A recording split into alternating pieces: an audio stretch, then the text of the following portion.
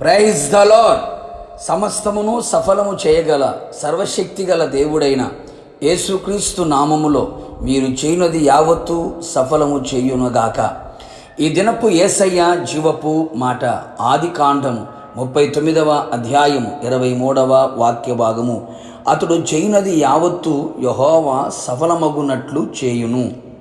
యేసయ్య వాక్యము చేత అనుదినము బలపరచబడుచు నెమ్మదిని, ఆదరణను, ధైర్యమును, బలమును, పరిశుద్ధతను, జీవమును, స్వస్థతను, రక్షణను అనుభవించుచు ఆత్మీయ యాత్రలో ఆనందముతో కొనసాగుచున్న నా ఆత్మీయ దేవుని ప్రియులారా, మనము అనుదినము ఆరాధించుచున్న యేసయ్య ఆయన స్వకీయ సాంపాద్యమైన తన ప్రజలు చేయునది యావత్తు సఫలము చేయగల దేవుడై ఉన్నాడు. అనేక మంది వాపోయే మాట, ఏది కలిసి రాలేదు, ఏది చేసినా సఫలము కాలేదు, పూనుకొనినది సర్వ ప్రయత్నములన్నీ విఫలమైపోవుచున్నవి, అపజయము, ఓటమి నీడలో నిలిచిపోయి నిరాశ, దుఃఖము, భయము, ఆందోళన, శాపగ్రస్తమైన పరిస్థితులలో నడిపించబడుచున్నాము అని. నా దేవుని ప్రియ దైవ జనాంగమా, భయపడకుము. యోసేపు చేతికి తన చెయ్యి తోడుగా ఉంచి అతడు చేయనదంతయు సఫలం చేసిన దేవుడు నిశ్చయముగా మీ చేతికి నా యేసయ్య చెయ్యి తోడుగా ఉండునుగాక. నీ అపజయమును జయముగా మారునుగాక, నీ ఓటమి గెలుపుగా మారునుగాక, నీ విఫలం సఫలముగా మారునుగాక, నీ శాపం ఆశీర్వాదకరముగా, నీ చీకటి వెలుగుమయముగా నా దేవుడు అన్ని విషయములలో సఫలీకృతమును అనుభవించున్నట్లు చెయ్యునుగాక. నిజమే దైవజనాంగమా, యోసేపు జీవితములో చేసిన దేవుడు నీ జీవితములో చేయును.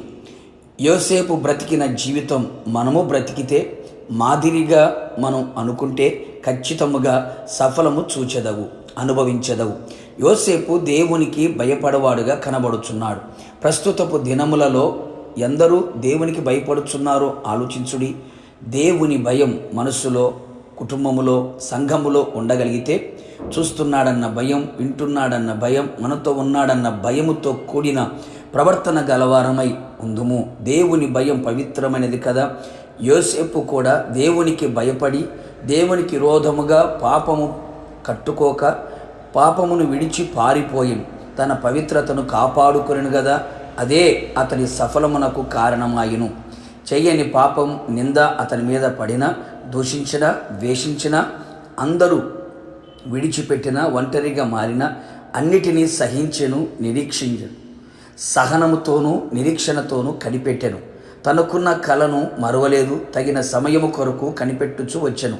పరీక్ష నిరీక్షణ కలుగు చేసెను, సహనము సఫలమును కలుగు చేసెను.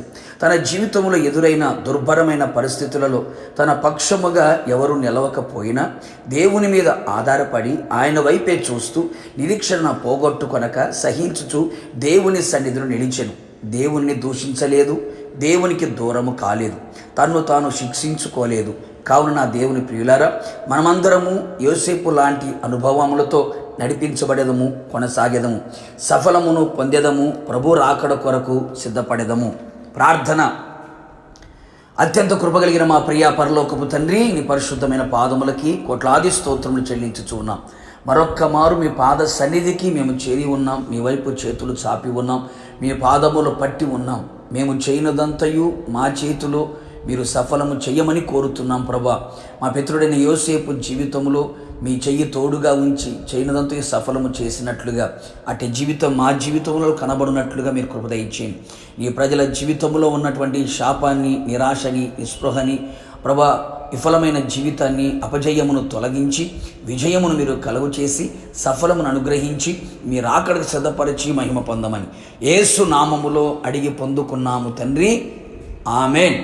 నిశ్చయముగా మీరును మీ కుటుంబ సభ్యులను మీరు చేయనది యావత్తును నా యేసయ్య సఫలము చేసి విజయోత్సవములతో నడిపించునుగాక. God bless you.